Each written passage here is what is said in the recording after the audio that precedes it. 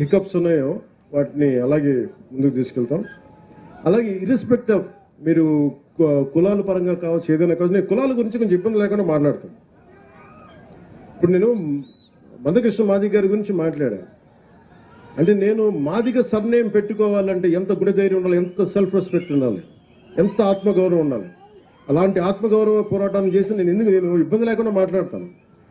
అలాంటిది నేను మాట్లాడతాం చాలా మందికి ఇబ్బందిగా ఉంటుంది. కొంతమంది రాజకీయ నాయకులు పవన్ కళ్యాణ్ ఎలా కులాల గురించి మాట్లాడేస్తారంటే, నా జీవితంలో నేను ఎప్పుడు కులం పాటించలేదు, మతం పాటించలేదు, కానీ ధర్మాన్ని పాటించాను. చాలా బలంగా ధర్మాన్ని పాటిస్తాను. నా స్వధర్మాన్ని, నా సనాతన హిందూ ధర్మాన్ని నేను పాటిస్తాను. అన్ని మతాలని చాలా గౌరవిస్తాను. అది ఇస్లాం కావచ్చు, క్రిస్టియానిటీ కావచ్చు, బుద్ధిజం కావచ్చు, సిక్కిజం కావచ్చు. I have extreme respect for all the religions. And నేను నా మతాన్ని నేను ఆరాధిస్తాను. దీనికి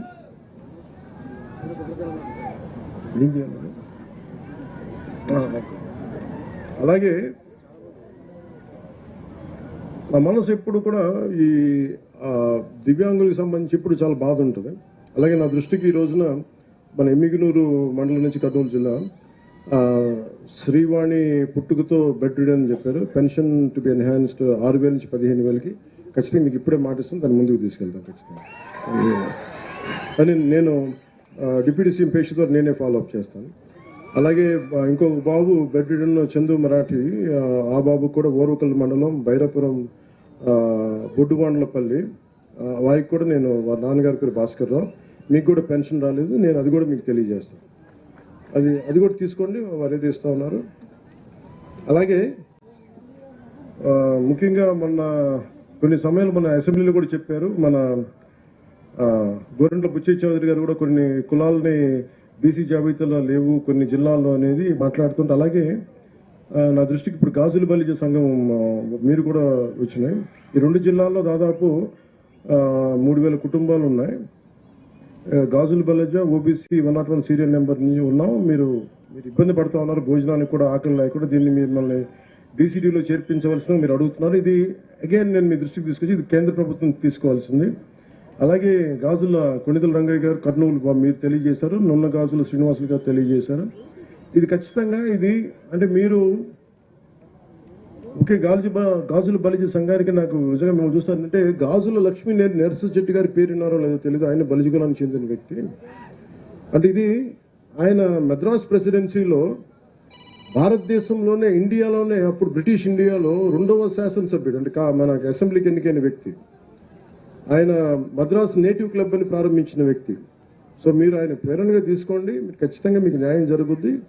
నేను అన్ని కులాలతోటి ఎలాగ న్యాయం కోసం పోరాటం చేస్తానో, అది మాదిగ ఉపకులాలు కావచ్చు, అలాగే ఎస్సీ ఉపకులాలు కావచ్చు, అన్నిటికీ, అలాగే ముస్లిం మైనారిటీలకు సంబంధించి కావచ్చు, ఎలా న్యాయం చేస్తాను మీకు కూడా ఖచ్చితంగా న్యాయం జరిగేలాగా నేను నా వంతు కృషి చేస్తాను. మీ అందరికీ నేను తెలియజేసుకుంటాను. ఏమ్మా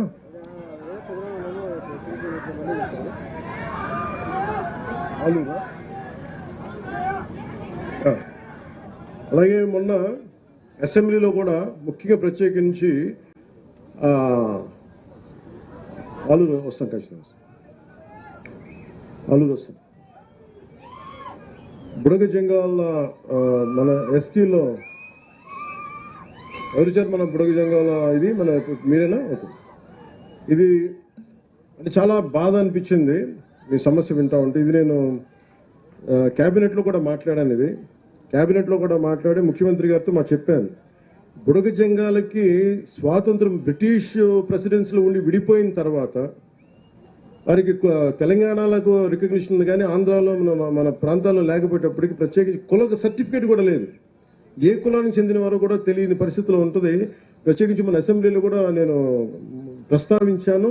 ఖచ్చితంగా బుడగ జంగాల సోదరులందరికీ మీకు న్యాయం జరిగేలాగా మీరు ఏదైతే కోరుకుంటున్నారో దాన్ని మిగతా వర్గాల వారికి ఇబ్బంది లేకుండా బుడగ జంగాలకి మేము న్యాయం చేస్తాం, ఖచ్చితంగా చేస్తాం.